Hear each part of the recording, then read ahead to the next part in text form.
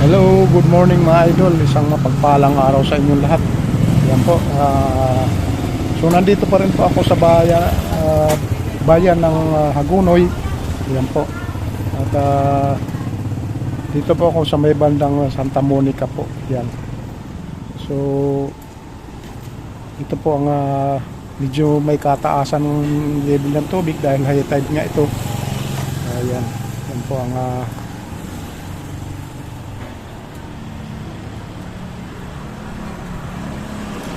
taas ng tubig po. Yan. Napapansin nyo guys, medyo halos yung mga karamihan ng flooring dito ay abot nito yung tubig. Nasanay na dito mataas ang tubig talaga, no? Sanay na po lang. Hindi ka taga pula ka tubig. Pagka tagago, Pwede taga. pagka sa ibang lugar di man ganito, ano? Oo. Pero pag Bulacan po talaga, Hagonoy po. Hagonoy, ano? Yung ibang lugar po kasi hindi ko makati.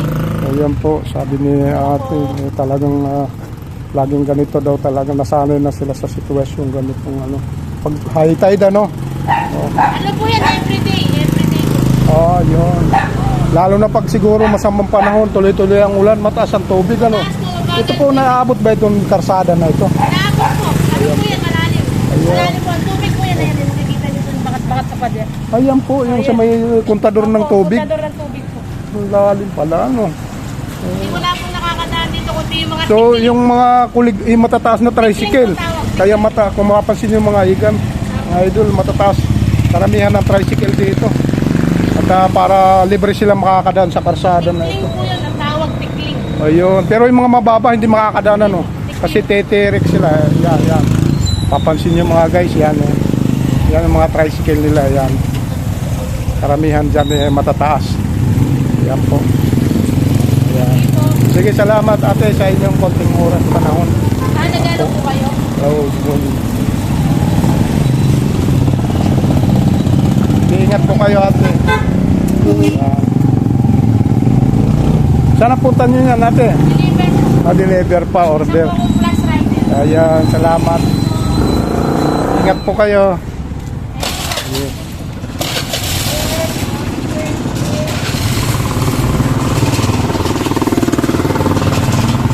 Yan po mga idol. Yan. Papansin ninyo, karamihan ng nakatira po dito. Yan po. Yan. Hello ate. Morning.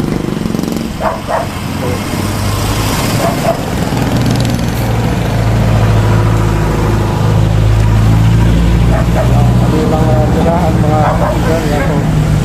Mga harap puro tubig ilog po. Dahil sa medyo may kataasan ng tubig nito. Yan.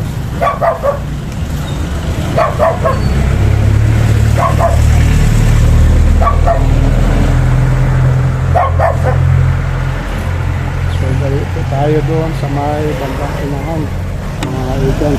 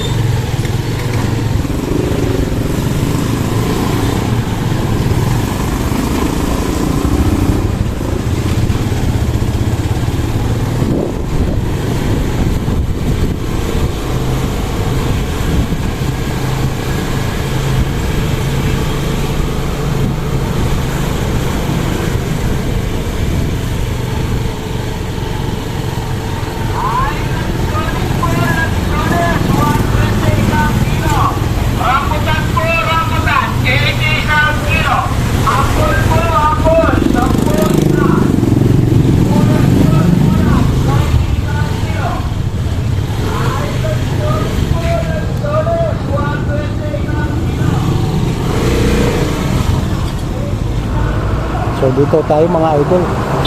Pansinin niyo yung taas ng tubig niyan sa ilog. Yan po.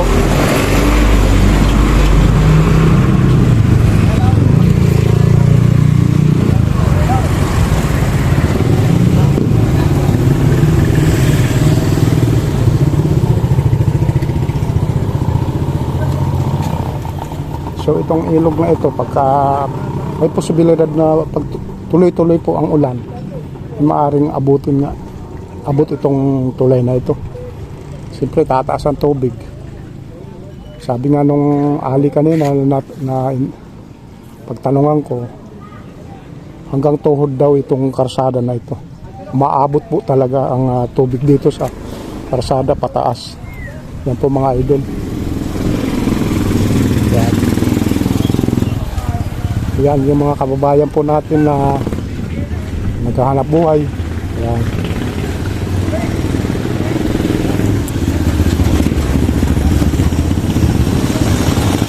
Itong way na ito, kung didiretsuhin po, papuntang Hagunoy Bayan. Yan po. Dito naman, pabalik na po tayo papuntang Malolos. Yan po. Thank you.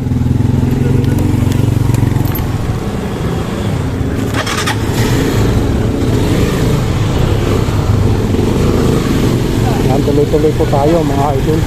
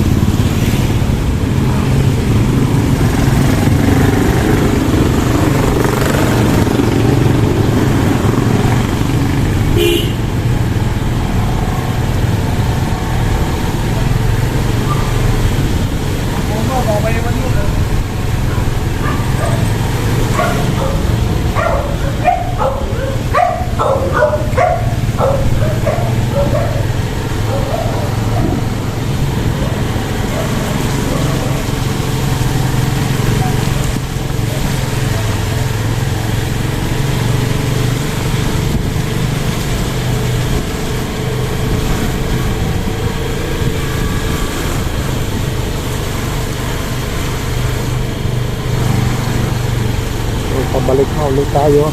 Napadaan po ulit tayo dito sa may bisita ng Santa Monica.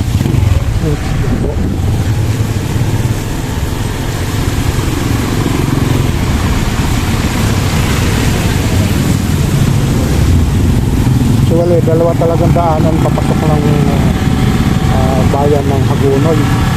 So, medyo may kahirapan lang doon ng daan at sasakyan, kaya hindi maiwasan talaga na matatraffic. Kaya dito ako napadaan sa may Santa Monica na ito na ito.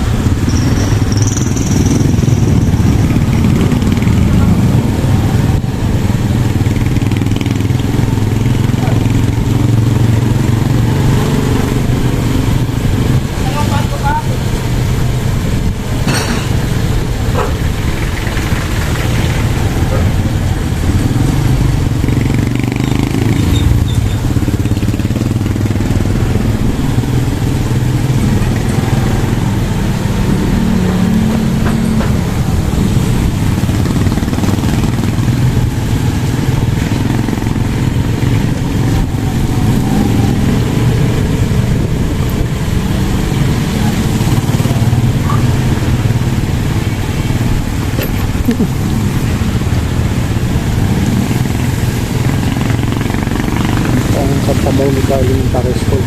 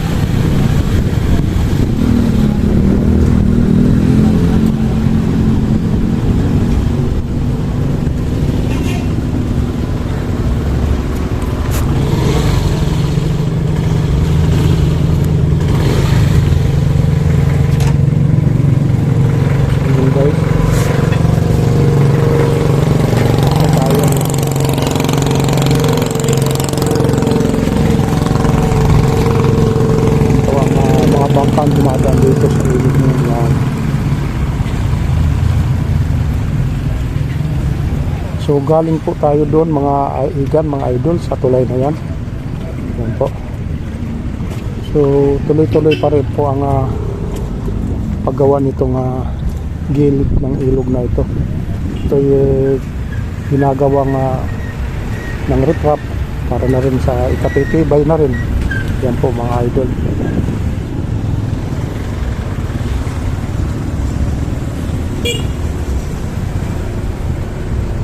So kung mayroon tayong mga ganitong sasakyan ay mas mabilis makakarating tayo sa paroroonan dahil puro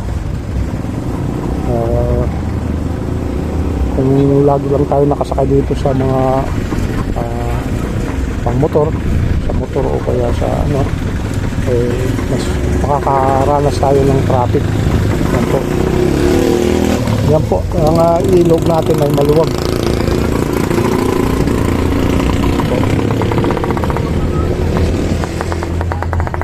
So kung ikukumpara sa karsada na pagdadaan ay mas matatagalan tayo kumpara sa ilog kasi ito ay walang traffic sa ilog. Yan po. Ito.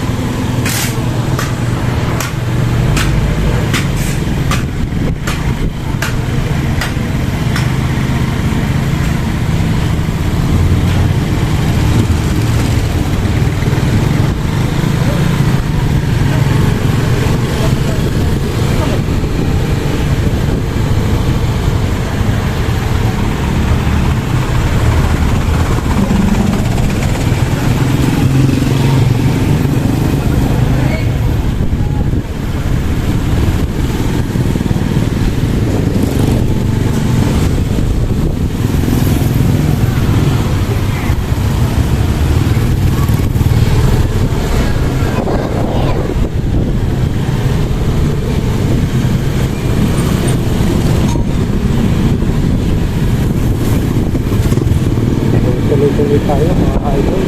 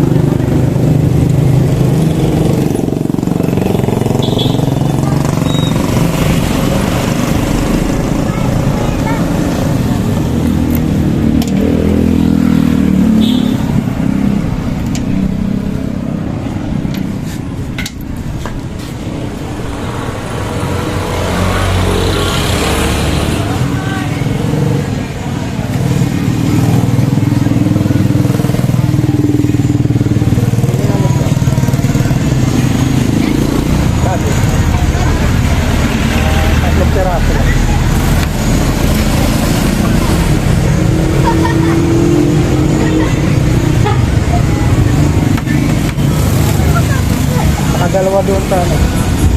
Dalawa sa Spanish. Sama ko na po ba? Medyo sunog lang ha.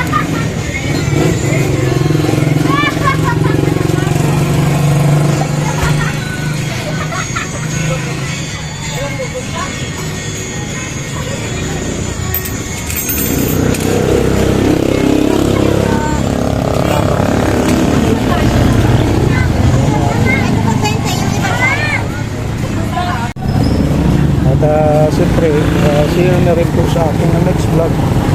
Maraming salamat po at mag-iingat po kayo palagi. Thank you very much.